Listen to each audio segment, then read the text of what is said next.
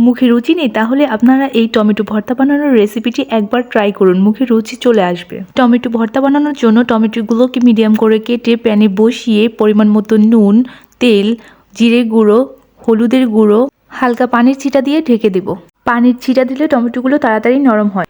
এই ফাঁকে আমি টমেটো ভর্তার জন্য পেঁয়াজ ও ধনিয়া পাতা কুচি করে কেটে নেব। এই পর্যায়ে ঢাকনাটি তুলে নিচ্ছি। দেখুন টমেটোর উপর থেকে খোসাটি উঠে আসছে, আমার টমেটোগুলো সিদ্ধ হয়ে এসেছে। এবার খুন্তির সাহায্যে টমেটোগুলোকে থেতলে পানিটাকে একটু শুকিয়ে নেব। ভর্তার জন্য আমি গোটা শুকনো মরিচ টেলে তার পাশে পেঁয়াজগুলোকে হালকা তেলের মাধ্যমে ভেজে নেব।